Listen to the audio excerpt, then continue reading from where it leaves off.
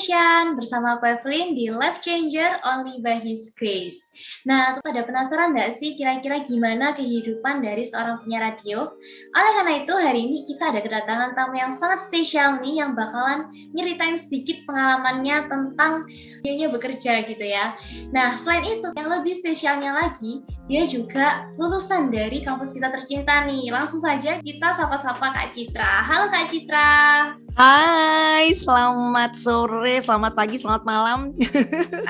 Petra Desian yang lagi nonton di channel YouTube. Ya, gimana nih Kak kabarnya Kak? Puji Tuhan selalu baik, bahagia, only living by His grace gitu ya. Karena aku suka banget dengan kalimat itu, nggak tahu kenapa. Living by His grace itu kayak ibarat semacam pedoman hidup gitu. Kalau orang bilang kayak jimat gitu ya, buat kita untuk tetap bisa survival, terus staying alive gitu, bisa melewati masa-masa sulit. Ini sudah berlalu puji Tuhan, dan sekarang everything goes back to normal. Senang sekali semua bisa bersibuk kembali, bisa beraktivitas, feeling alive. Itu nggak ada yang lebih menyenangkan dari semua itu tadi sih, Evelyn. Iya, benar-benar banget sih Kak. Mantap Kak. Puji Tuhan lah ya.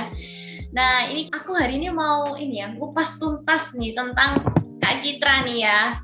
Nah, Kak Citra sudah berapa lama nih bekerja sebagai broadcaster khususnya di radio announcer? Oke, kalau ngomongin radio gitu ya, karena memang radio itu jujur kalau ditanya kenapa senang radio, apakah radio itu kayak hobi, katanya orang bilang kan ya hobi, seneng ngomong. Karena kalau ditanya seneng ngomong, saya seneng ngomong. Tapi kalau sampai dia bilang katanya jadi penyiar radio tuh orangnya harus ekstrovert, itu tidak sepenuhnya benar. Karena menurut aku siapapun bisa jadi penyiar radio, mau dia mau ekstrovert atau dia mau introvert gitu ya. Siapapun bisa jadi penyiar radio, karena penyiar radio itu bukan sebuah hobi sebenarnya, juga bukan sebuah cita-cita.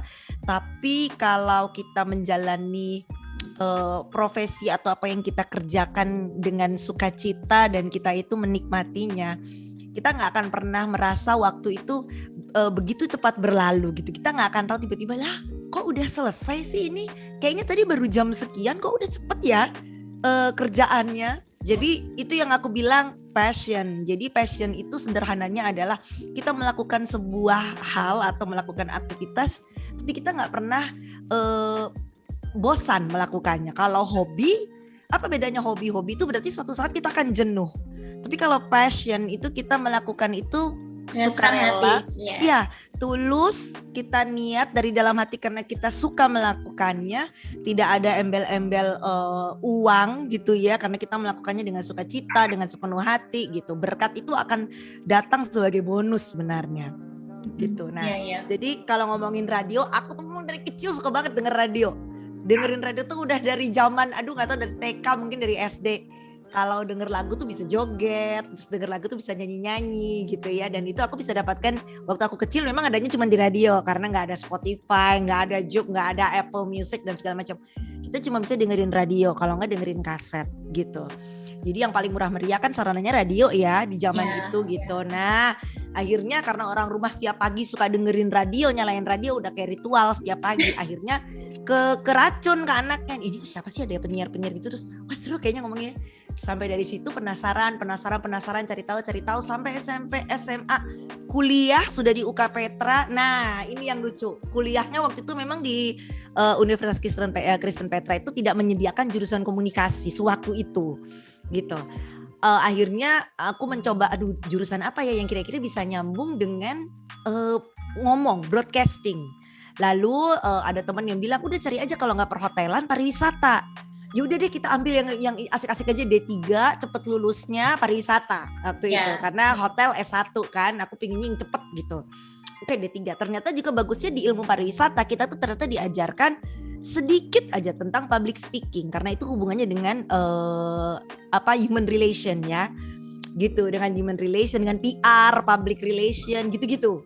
Jadi cuman sekulitnya aja. Ibarat kacang tuh cuman gitunya aja gitu. Tapi udah seneng banget bisa tahu belajar ketemu orang, menghandle orang gitu-gitu. Gimana caranya ngomong sama orang. Waktu itu sedikit diajarin pariwisata. Semester 6 udah mau lulus nih, giliran bikin TA. Ya ada dong jurusan komunikasi masuk di Petra. Nggak tepat banget. Nah sempat emosi ya gitu. Kalau ini transfer, aku harus masuk semester 1 lagi gitu. Dan itu S1. 4 tahun ya aku menua dong di kampus gitu. Aku gak mau gitu jadi mahasiswa abadi. Jadi sempat iri lah, envy gitu lihat anak-anak komunikasi tuh kayak gimana gitu. Jadi tiap kali kalau ketemu komunikasi tuh kayak ada dendam-dendam gitu loh, love and hate gitu. Terus ya udah akhirnya aku pikir ya udahlah, lulus kuliah, belum sampai lulus sih. Ditawarin sama teman mau nggak jadi penyiar radio. Dia mau banget. Akhirnya nyoba di radio anak muda waktu itu nyoba terus kok masuk kriterianya boleh gitu. Siaran lah dari tahun 2001 waktu itu. 2001 terus. Jadi itu nggak pernah berhenti nggak pernah vakum dari dunia radio. Di Petra, Petra sempat ada Petra kampus radio kampus. Oh iya. Jadi RK-nya Petra. Kalau nggak salah radio kampus waktu itu belum dipegang sama Vkom, masih dipegang sama anak-anak teknik. Jadi di gedung P, bayangin jadi gedung A demi siaran jalan ke gedung P, berang hanya untuk siaran. Nah jadi dulu di RK-nya di gedung P, terus ya sekedar siaran sih menyalurkan terus. Keterima di radio beneran, jadi ngerasain beneran suasana radio, tahu dan sampai sekarang.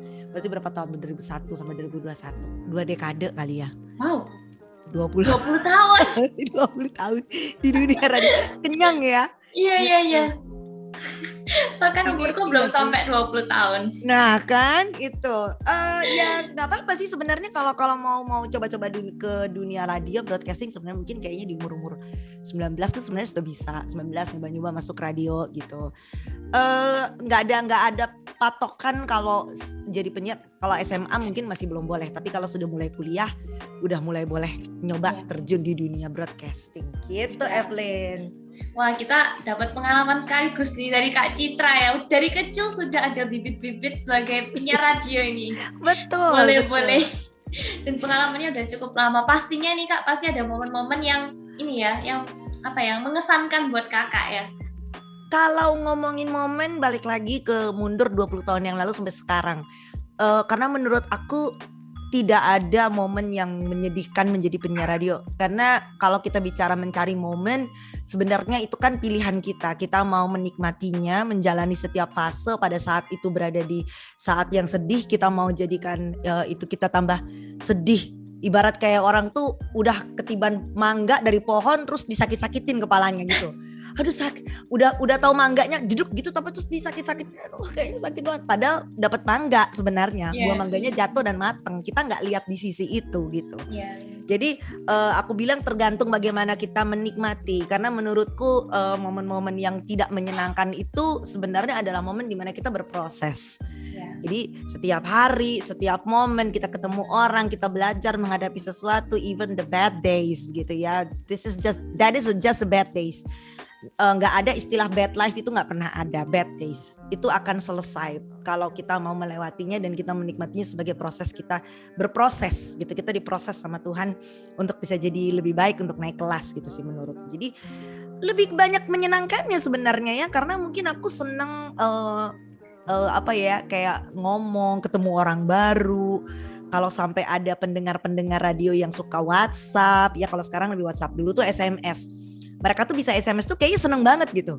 SMS terus ngomentarin, berarti kan ada yang dengerin kan, itu kan bukti kalau sekarang sih nge-WhatsApp gitu ya, nge-story, nge-tweet dan segala macam tuh berarti itu bukti kalau mereka tuh sebenarnya ngasih feedback, mereka tuh dengerin kita gitu. Ya benar sih Kak. Yang pasti itu jangan lihat negatifnya ya, lihat ke positifnya apa yang terjadi ya kan. Betul, Kak? Itu yang susah kayaknya manusia tuh harus diputer mindsetnya. Iya benar. Banyak sih, pasti setiap pekerjaan pasti ada positif negatifnya, cuman cara pandangnya kita ya kan Kak ya. Betul. Terus apa nih yang Kakak senangi dari profesi penyiar radio ini Kak? Kalau yang aku senang itu tadi aku bilang Evelyn, aku senang banget ketemu banyak orang baru, mengenal orang baru. seneng denger feedback dari orang-orang, meskipun kadang feedback atau respon yang didapat itu mungkin tidak selalu positif, nggak selalu bagus, kadang ada aja lah namanya orang ya, mungkin orang ini aku sih selalu menganggap gini, kalau ada orang yang komennya mungkin negatif atau mungkin yang tidak berkenan untuk kita baca dan kita dengar, aku menganggapnya lebih ke gini, oh ini orang mungkin butuh perhatian. Ini orang pingin diperhatiin. Jadi itu tadi balik, jangan pernah melihat segala sesuatu dan menjudge segala sesuatu ke arah yang jelek dulu sebelum kita tanya dulu nih, kalau kita di posisi dia kira-kira gimana? Mungkin kayaknya dia butuh diperhatikan. Mungkin dia pengen dijawab responnya gitu ya, atau komennya gitu. Nggak apa-apa, paling tidak yang bahagia adalah kita didengar sama dia. Kalau feedback kan kita nggak bisa minta orang menjawab semua dengan jawaban yang kita mau ya, jawaban yang bagus gitu. Pasti akan ada aja orang-orang yang mungkin jawabannya ya kita nggak berkenan. Kalau teman-teman mungkin merasa nggak nyaman membaca setiap komen orang-orang yang berkomentar negatif atau orang-orang yang menjawab dengan cara yang mungkin kita nggak suka mendengarnya, gampang aja kok Evelyn, gampang aja Petranisian, cukup hapus aja langsung komen. Delete, hapus, anggap teman-teman Petranisian tidak pernah membacanya, tidak pernah mengenal, tidak pernah mengetahuinya. Jadi apa? Supaya kita gak punya kepahitan di dalam hati. Hidup dalam kepahitan tuh gak enak loh, serius deh. Gak akan bisa move on, gak akan bisa happy gitu. Iya benar sih. Buat apa ya? Oh tinggal di delete gitu ya? Iya, delete aja. Anggap kayak kita nggak pernah ketemu, kita nggak pernah. Toh cuman baca komen, kita kan nggak ketemu orangnya secara visual, secara in person gitu, secara personal. Kalau aku sih lebih suka gitu. Tapi mungkin karena aku menganggap lagi-lagi komen negatif adalah sesuatu yang sifatnya membangun diri kita untuk apa? Oh ya berarti memang dia butuh perhatian. Ya udah kita balas aja. Balasnya yang baik, jangan dibalas yang jahat dong. Kadang-kadang sesuatu yang jahat kalau kita balas dengan jahat tuh kayak api kita kasih bensin, makinlah dia menyala. Kalau ada api kasih aja lap basah, kasih aja air. Nah udah. Jangan diladeni ya. Nah kalau mau bingung balas jangan diladenin mendingan. Iya benar sih. Nah terus nih, apa impression dari teman-temannya kakak saat mereka tahu gitu ya kakak itu menjadi penyiar radio? Kalau teman gini, puji Tuhan aku dikelilingi oleh orang-orang yang begitu suportif, yang begitu paham akan diriku gitu ya. Meskipun ada orang-orang yang ya biasa aja, tapi mungkin mereka karena suka menganggap akhirnya profesi seperti ini gitu ya, orang-orang yang terjun di dunia broadcasting. Mungkin kalau sekarang ibaratnya kayak influencer gitu ya, influencer, lalu selebgram, lalu endorser dan segala macamnya, podcaster, YouTuber dan semua itu. Kadang-kadang orang yang melihatnya mungkin enak ya jadi YouTuber, enak ya jadi influencer, sama enaknya jadi penyiar radio, cuman modal abab ngomong lalu dibayar. Lalu terkenal, lalu famous. Padahal di balik semua yang mereka lihat dari kacamata mereka, ada sebuah beban dan tanggung jawab yang begitu besar yang kita pikul. Beban itu mungkin tidak terlihat, tapi pada saat kita salah berucap, pada saat kita ngomong tanpa perlu dipertimbangkan omongan itu dengan segala konsekuensi dan tanggung jawabnya, itu bisa jadi sebuah bumerang yang akan kembali ke kita sendiri. Gitu. Jadi makanya aku bilang bebannya lebih tidak terlihat, intangible gitu, yang enggak kelihatan. Kayaknya ngomongnya aja gampang, itu bisa ya, enak ya dibayar. Padahal kita juga menanggung beban yang sama. Bagaimana sih caranya membuat sebuah show atau siaran yang bagus, yang orang nikmatin, yang orang seneng dengernya gitu. Lalu impresi teman-teman sih sebenarnya semuanya suportif, termasuk keluargaku, termasuk orang tua, termasuk semua orang-orang yang mendukung. Makanya aku bilang pada saat kita punya keluarga yang benar-benar suportif, berarti sangat diberkati dan terberkati dengan itu gitu. Kalau toh memang mereka tidak support atau mereka kurang suportif, tidak ada masalah, tidak ada apa-apa. Tapi jadikan itu sebagai challenge untuk kita membuktikan ke mereka bahwa ini loh, bagus, aku bisa melewatinya, aku mampu loh. Aku bahkan mampu membiayai hidupku sendiri dari kegiatan ini, dari apa yang aku lakukan yang positif ini. Aku bisa maju, aku bisa berkembang. Jadi jadikan itu sebuah challenge untuk teman-teman membuktikan kepada orang-orang yang mungkin tadinya kurang support atau mereka mencibir atau mereka nganggep alah apa sih kayak gitu doang gitu. Jadi buktikan ke mereka bahwa sebenarnya apa yang dilakukan oleh teman-teman itu menghasilkan, punya feedback yang positif gitu, Evelyn. Benar sih. Jadi apa kata orang ya? Yang penting kita sendiri ini ya, enjoy dengan apa yang kita suka. Nah, kadang-kadang kita terlalu sibuk untuk mendengarkan apa kata orang. Betul. Padahal sebenarnya itu semua akan kembali kepada kita sendiri kan, yang menjalani hidup kan kita, bukan orang lain dong. Benar. Ya. Terus selama 20 tahun nih Kak, apa ini ada perubahan-perubahan positif apa yang mungkin Kak Citra rasakan sebelum ataupun sesudah saat menjadi announcer ini? Oke, perubahan. Aku selalu bilang dan aku selalu punya pepatah di dalam hidupku sendiri. The only constant thing in life is change. Jadi kurang lebih artinya sesuatu yang tetap berada di tempat, tetap ada di tempatnya adalah perubahan. Jadi jangan pernah kaget dan shock dengan perubahan, karena perubahan itu aku selalu percaya membawa kita ke sesuatu yang satu tingkat lebih baik dari sebelumnya.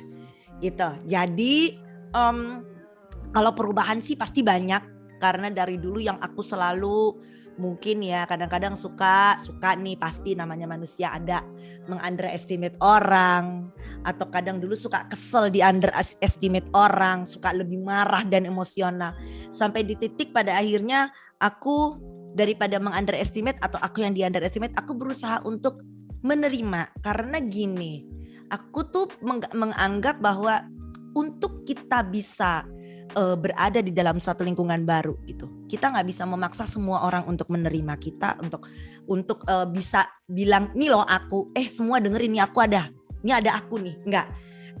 Tapi berusahalah untuk kamu yang akan masuk di dalam lingkungan itu beradaptasi dan bertumbuh di situ, berproses bertumbuh gitu.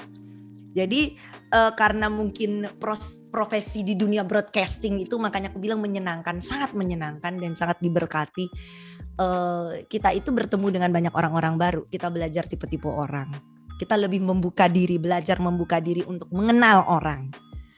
Dari situ kita banyak tahu bahwa oh ternyata ada orang yang kayak gini ya tipenya, oh ternyata ada orang yang kayak gini ya, gimana cara ngehandle-nya, kita harus gimana untuk ketemu dia supaya bisa match, supaya bisa klik gitu. Jadi perubahan positif pasti. Aku rasa bukan hanya di dunia broadcasting, tapi dimanapun, di dunia apapun, mau di perbankan kayak mau di dunia teknik, mau di dunia apapun, pasti ada proses-proses dalam hidup yang bikin kita tuh jadi merubah untuk kita jadi lebih baik, jadi pribadi yang lebih baik. Ibaratnya seperti kita tuh kayak kanvasnya Tuhan aja sih menurutku. Dari kertas, dari sebuah kanvas kosong, Tuhan kasih satu warna, lalu kita jadi sebuah kayak karya masterpiece-nya Tuhan gitu. Ya kan? Iya, benar banget sih Kak. Keren-keren ya. Bahasanya itu kayak sampai ke hati ya. Mungkin iya ya, keren-keren Kak. Mungkin terakhir nih Kak ya, buat pesan nih Kak buat orang-orang, buat kita semua ini biar bisa tetap terus berkarya dan menekuni profesi kita, apapun itu profesinya Kak. Oke, nice question. Aku paling suka ini. Kalau ngomongin pesan sih sebenarnya nggak ada, karena aku selalu bilang ke teman-teman dan siapapun yang aku temuin setiap harinya bahwa siapapun orang yang kita temui setiap harinya itu bukan sebuah kebetulan. Itu adalah momen yang diizinkan sama Tuhan untuk kita dijadikan sebuah pribadi yang lebih baik setiap harinya. Jadi jangan pernah menyesal atas masa lalu karena itu sudah selesai gitu. Tapi yakinlah bahwa apa yang kita jalani saat ini dan dengan siapa atau seperti apa kita dibentuk sama Tuhan sampai di detik ini, itu adalah hasil kerja dan doa yang kita pernah tabur di masa lalu.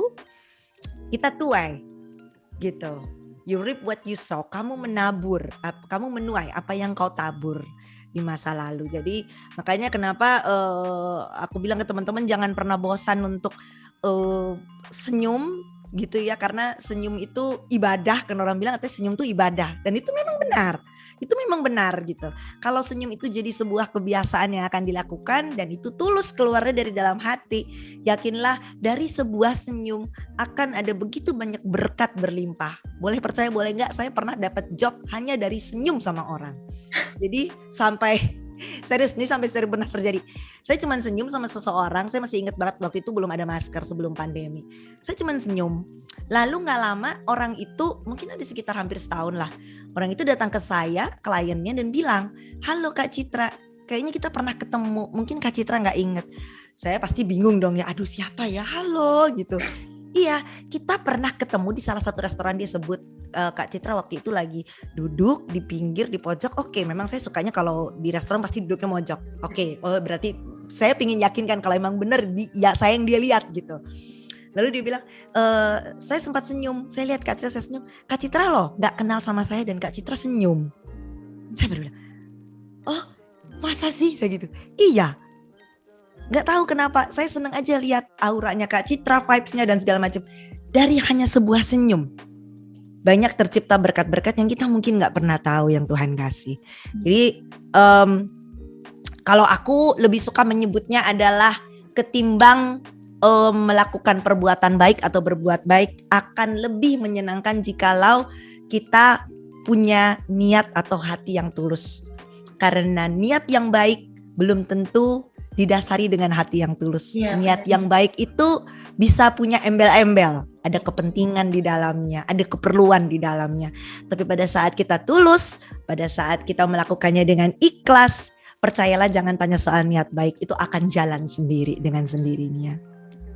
Mantap ya, waduh keren Kak. Jadi kita harus punya hati yang tulus untuk melakukan segala sesuatu ya. Maksudnya apalagi apa hal-hal yang mungkin menyenangkan, enjoy buat kita ya, dan jangan pernah dengarkan kata orang lain. 100, aku suka itu juga boleh di quote hari ini. Jangan pernah dengarkan kata orang lain karena kita tidak hidup dari mereka. Kecuali kita hanya mendengarkan suara dari Tuhan, dengarkan suara dari orang tua, ya kan? Tapi pada akhirnya semua keputusan itu akan tetap berada di tangan kita sendiri karena kita yang akan menjalaninya.